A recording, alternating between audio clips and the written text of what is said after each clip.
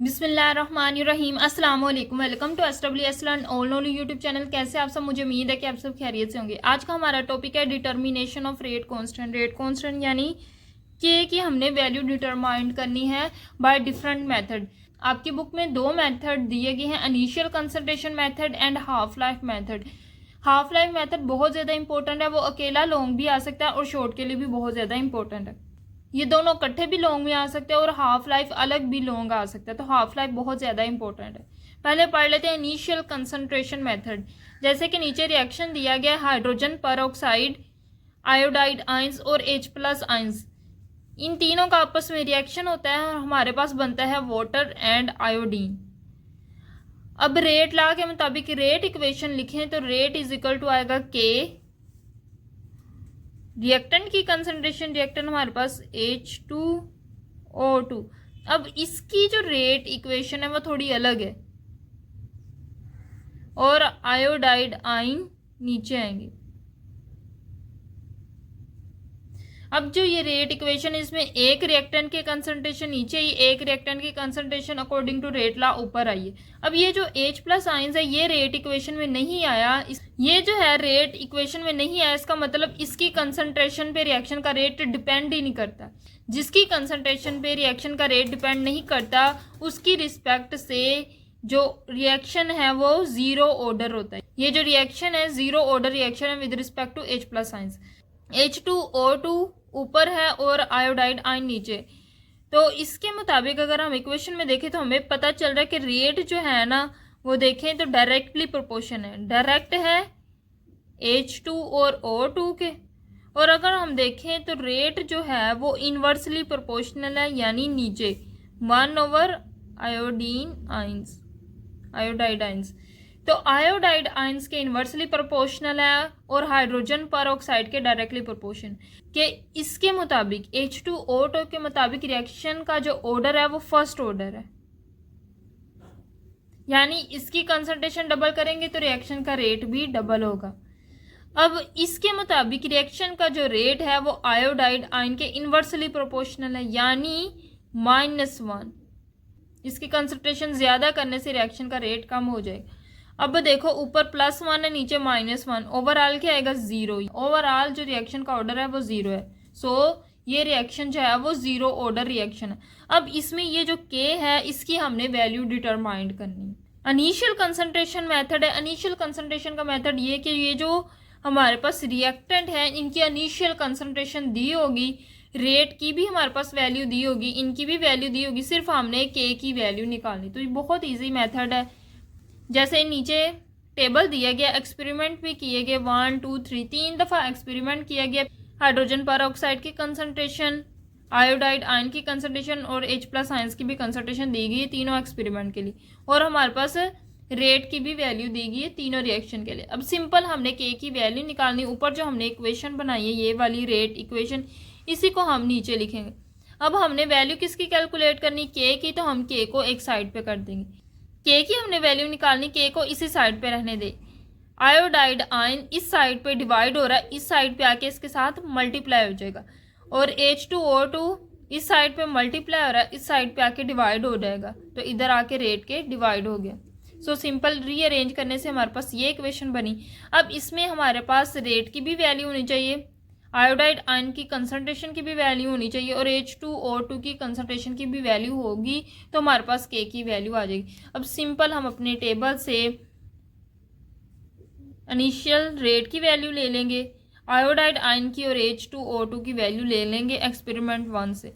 Simple rate की जो value थी वो ऐड कर दी, आयोडाइड आयंस की जो वैल्यू थी वो ऐड कर दी, और इसी तरह H2O2 की जो वैल्यू थी वो ऐड कर दी। इन दोनों को डिवाइड करेंगे, डिवाइड करने से जो आंसर आएगा उसको इससे मल्टीप्लाई करेंगे तो हमारा फाइनल आंसर ये आएगा। K की वैल्यू हमने सिंपल डिटरमाइन कर ली।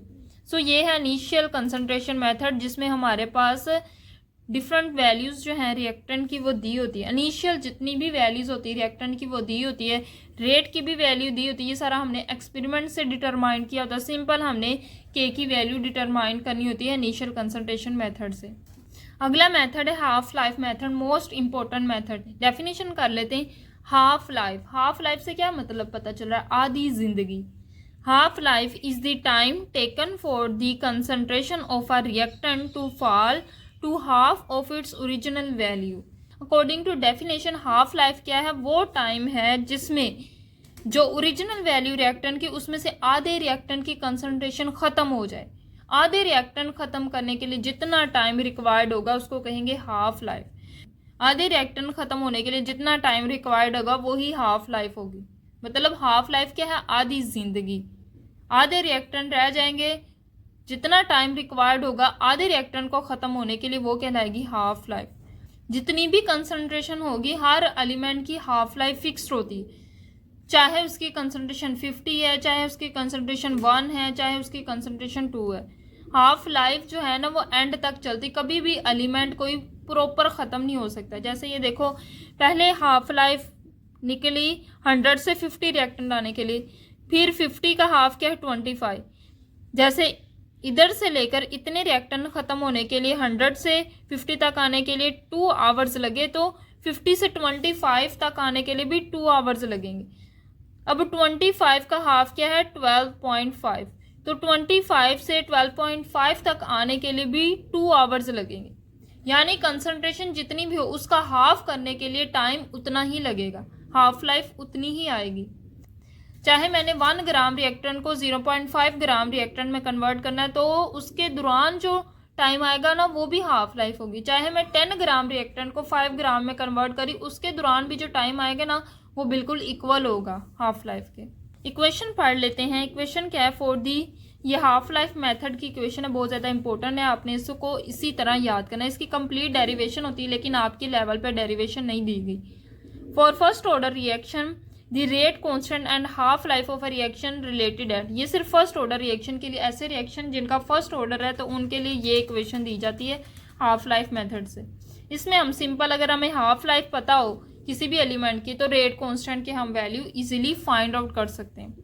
सिंपल जैसे नीचे दिया गया है, calculating rate constant using a half life method. Half life method में हम क्या करते हैं, सिंपल हाफ लाइफ की वैल्यू पुट करते हैं, रेट कांस्टेंट की हमारे पास वैल्यू आ जाती है। हमने सिर्फ मैयर करनी होती है हाफ लाइफ, वो टाइम जिसमें जो कंसंट्रेशन है रिएक्टेंट की वो डिक्रीज हो जाए हाफ तक, वो टाइम हमने डिटरमाइन करना, वो इस इक्वेशन में पुट करेंगे तो हमारे पास रेट कांस्टेंट की वैल्यू आ जाएगी। जैसे जो है आपकी बुक पे एग्जांपल दी गई हाइड्रोजन पर ऑक्साइड की, इसकी उन्होंने हाफ लाइफ दी है 2 आवर्स। अब हमने कैलकुलेट करना है rate constant. So simple half life दी गई है 2 आवर्स हाइड्रोजन पर ऑक्साइड की। अब हाफ लाइफ जो है ना वो आवर्स यानी घंटों में दी गई, हमने करना है इसको सेकंड्स में। तो आवर्स को पहले हम कन्वर्ट करेंगे मिनट्स में, तो आवर को मिनट्स में करने के लिए 60 से मल्टीप्लाई करेंगे। मिनट्स में आने के बाद इसको करना है सेकंड में, तो मिनट्स को सेकंड में कन्वर्ट करने के लिए फिर 60 से मल्टीप्लाई करेंगे। तो हमने आवर्स को सेकंड में कन्वर्ट किया, 2 को 60 से मल्टीप्लाई किया, फिर इसको 60 से मल्टीप्लाई किया, तो टोटल आएंगे 7200 सेकेंड, यानी 7200 सेकेंड आएंगे हाफ लाइफ। के की वैल्यू डिटरमाइन करनी, इक्वेशन अभी हमने पढ़ी, k is equal to 0.693 divided by half life. Half life हमारे पास आ चुकी है 7200, तो हाफ लाइफ की जगह उसकी वैल्यू पुट करेंगे 7200। इन दोनों को आपस में डिवाइड करेंगे तो आंसर आएगा 9.6 मल्टीप्लाई 10⁻⁻5 पर सेकेंड। सो रेट कांस्टेंट की वैल्यू आई 9.6 मल्टीप्लाई 10⁻⁻5 पर सेकेंड। सो ये जो हाफ लाइफ मेथड होता है बहुत सिंपल है, सिर्फ आपको हाफ लाइफ का पता हो किसी भी रिएक्शन में जो रिएक्टेंट यूज़ हो रहा है, जैसे हाइड्रोजन पर ऑक्साइड इधर यूज़ हो रहा था तो उसकी हमने हाफ लाइफ पुट की और हमारे पास रेट कांस्टेंट की वैल्यू आ गई। आगे सैम्पल प्रॉब्लम 7.2, ये बिल्कुल सिमिलर है ऊपर वाली एग्जाम्पल की तरह। इसमें क्या कन्वर्जन हो रही है साइक्लोप्रोपेन की into propene. The half life is 17 minutes, 17 minute है हाफ लाइफ। हमने रेट कांस्टेंट कैलकुलेट करना, सिंपल हाफ लाइफ क्या 17 मिनट। अब मिनट्स को हमने सेकंड में कन्वर्ट करना, आपने याद रखना हमेशा हाफ लाइफ को सेकंड में लेके आना है। तो मिनट्स में, मिनट्स को सेकंड में कन्वर्ट करने के लिए 60 से मल्टीप्लाई करेंगे, तो 70 को 60 से मल्टीप्लाई किया तो सेकंड्स में आ गया। 70 को 60 से मल्टीप्लाई किया तो 1020 सेकंड्स आए। अब हमारे पास हाफ लाइफ आ चुकी है सेकंड्स में 1020। के की वैल्यू डिटरमाइन करनी, रेट कांस्टेंट की इक्वेशन हमने पढ़ी है, k is equal to 0.693 divided by half life. Simple half life की वैल्यू हमें पता है, हाफ लाइफ की वैल्यू पुट करेंगे, हाफ लाइफ की जगह 1020 पुट किया, इन दोनों को आपस में डिवाइड किया तो आंसर है 6.79 मल्टीप्लाई 10⁻⁴। अच्छा, इसका यूनिट सिर्फ पर सेकेंड ही होगा, डेसीमीटर क्यूब पर मोल नहीं होगा। क्यों? क्योंकि इधर सिर्फ सेकंड है, ऊपर भी कोई यूनिट नहीं, तो सेकंड ऊपर जाके सिर्फ पर सेकंड हो जाए। क्योंकि ये सारा जो हाफ लाइफ मेथड है ना फर्स्ट ऑर्डर रिएक्शन के लिए, फर्स्ट ऑर्डर रिएक्शन के जो के है उसका यूनिट होता है पर सेकंड। अब हम कर लेते हैं क्विक चेक 7.8 सिंपल क्वेश्चन क्या है, consider a first order reaction with a half life of 15 minutes. Half life दी गई हमें 15 minute. If the initial concentration of reactant is, initial concentration भी दी गई। कैलकुलेट रेट कांस्टेंट, तो रेट कांस्टेंट कैलकुलेट करने के लिए हाफ लाइफ मेथड के लिए सिर्फ हमें हाफ लाइफ चाहिए। हम ये जो इनिशियल कंसंट्रेशन है ये इन्होंने हमें कंफ्यूज करने के लिए दिया, सो आपने कंफ्यूज नहीं होना। अगर हमें हाफ लाइफ पता है तो हम किसी भी रिएक्शन का रेट कांस्टेंट इजीली कैलकुलेट कर सकते हैं। सो सिंपल हाफ लाइफ कितने दिए गए 15 मिनट्स। अब हमें हाफ लाइफ चाहिए सेकेंड में, तो हम क्या करेंगे सेकंड में कन्वर्ट करने के लिए मिनट्स को सेकंड में कैसे कन्वर्ट करते हैं, 60 से मल्टीप्लाई करते। 15 को 60 से मल्टीप्लाई करेंगे तो हमारे पास हाफ लाइफ आ जाएगी सेकंड्स में। इन दोनों को आपस में मल्टीप्लाई किया तो आया 900 सेकंड्स, यानी हाफ लाइफ क्या है 900 सेकंड्स। के की वैल्यू डिटरमाइन करनी, सिंपल इक्वेशन क्या है, फॉर्मूला आपने ज़रूर लिखना है 0.693 divided by half life. Half life की जगह हाफ लाइफ की वैल्यू पुट करेंगे 900 सेकंड्स, तो पुट कर दिया 900 सेकंड्स। दोनों को आपस में डिवाइड करेंगे तो आंसर आएगा 0.00077 पर सेकेंड। अब हमने क्या करना है साइंटिफिक नोटेशन में लिखना है, ठीक है। तो साइंटिफिक नोटेशन में कैसे लिखेंगे, पॉइंट जो है वो 1 डिजिट के बाद आना चाहिए, तो पॉइंट को हम लेके मूव करेंगे 1 डिजिट 2 3 4, 4 डिजिट आगे किया तो आएगा 10⁻⁻⁴। हमने 4 डिजिट आगे किया इसलिए जो पावर है वो -4 आई, और राइट साइड की तरफ मूव किया इसलिए नेगेटिव। अगर हम लेफ्ट साइड की तरफ मूव करते हैं तो 10⁻⁻+4 आना।